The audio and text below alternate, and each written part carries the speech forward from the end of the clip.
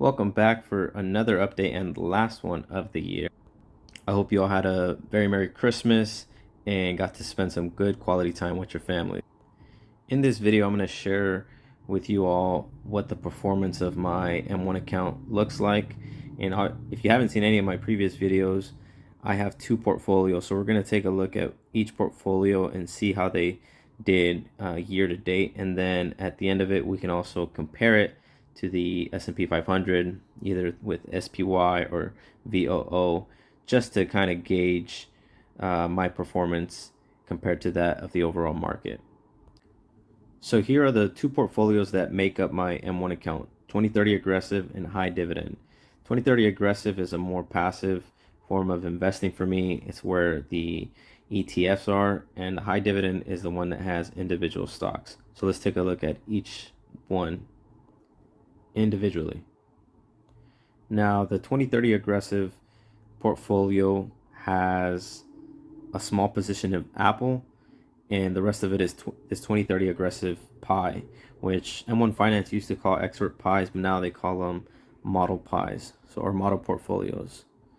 So this is the one that has all the ETFs, mainly through Vanguard. There's a couple other ones in there like Spider, this Tip iShares, and this one by DBC. So year to date, this returned 15.85%. And then if we look at Apple, this returned 54.88%. Overall, the portfolio this year did 22.27%. So now let's look at some numbers. We'll go to the performance. So performance, we can see there was a net cash flow of $5,800 into the portfolio. There was a market gain of $6,200. Add that with the dividends of $879, and we get a total gain of about $7,000. So that was the overall performance of this portfolio. Let's go ahead and take a look at our high dividend, which is our individual stocks. Here's my high dividend portfolio, much lower at a 5% return year to date. And if we go through the stocks, we can see how each stock performed year to date.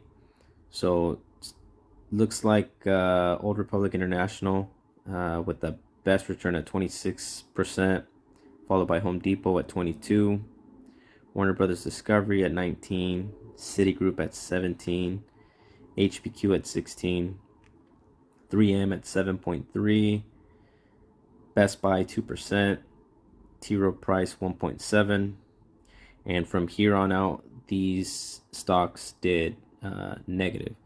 So this is Procter & Gamble at 0.87%, followed by Cisco 1.18%, Lockheed Martin at 2.5%, Altria Group at 3.2%, Coca-Cola 3.5%, AT&T 4.7%, American Financial Group 6.47%, Johnson & Johnson 9.49%, WPC 11.91%, Walgreens 19.67%, and that was the worst performer in this portfolio for the year.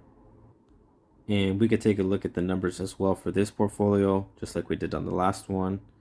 So net cash flow, there was $12,877 poured into this portfolio, and a market gain of 187, and dividends of just under 2,000.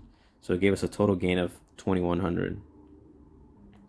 Now, as far as activity goes, I don't think I had any buys or sells in either one. Actually, I take that back. I think I had a buy order of $50 on my 2030 aggressive, which we'll take a look at. But here we just received dividends in this portfolio. So let's take a look at our 2030 aggressive. So today we had some buys of $50. This is what was bought. Again, I said it in the other videos, but I don't really track what this buys.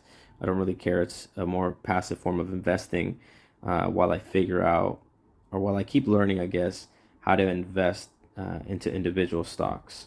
Even though I already have individual stocks, I want to be a better stock picker. And so hedging against myself by buying ETFs in the meantime. But eventually, my entire M1 account will consist solely of individual stocks. And that's something that I would recommend once you feel comfortable picking individual stocks and once you don't have any fear of the market's going down, because investing into ETFs is a lot less riskier, because essentially you're buying the entire market, depending, I guess, which ETFs you get. But usually with the ETFs, it's more than just one holding, so there's less risk. There's also less reward, but it's a lot safer than if you were to invest into individual stocks.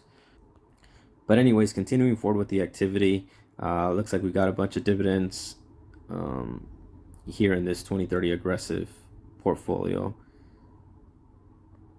A bunch of dividends. I won't add them up, just because there's a lot, but you can see all the dividends that we got. I'll probably do like some YouTube short showing the dividends, but those are the dividends that I got for the 2030 aggressive portfolio. All right, so last but not least, let's go ahead and look at what the S&P 500 did, and I'll be using SPY and VOO to show that. So here I just Googled SPY ETF, and let's go ahead and look at the year-to-date performance. So year-to-date, we got 24.81%, which beats both of my portfolios. It beats my 2030 aggressive by 2% and the other one by 19%. And then we could just do the same thing with VOO, although it should be similar. So here's VOO. Let's look at the year-to-date. So 24.80. So the SPY was 24.81. So pretty much identical. So neither one of my portfolios beat the S&P 500, which I'm okay with because I'm in this for the long haul. I know that there's going to be times where I underperform the market severely, a lot worse than that. And there's be times where I outperform the market.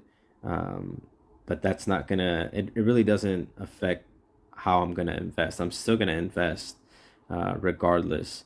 So I don't really mind that I beat the market or not. That's just something that you can use to kind of gauge where you're at if you want. If not, you don't have to. It's definitely not necessary.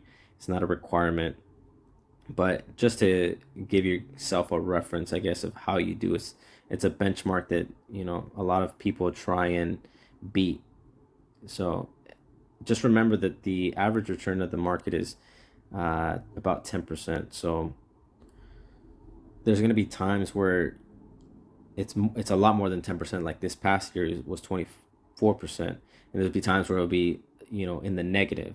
So don't be discouraged whether the market's down, and don't feel like you're on top of the world just because you outperform the market by a lot. Just keep your head down, keep investing, and before you'll know it, your portfolio will be larger than you ever expected. And I hope you guys have a great new year, and I hope you guys stay safe out there. And I will see you all in the next video, which will be next year. Happy New Year, everyone. Peace.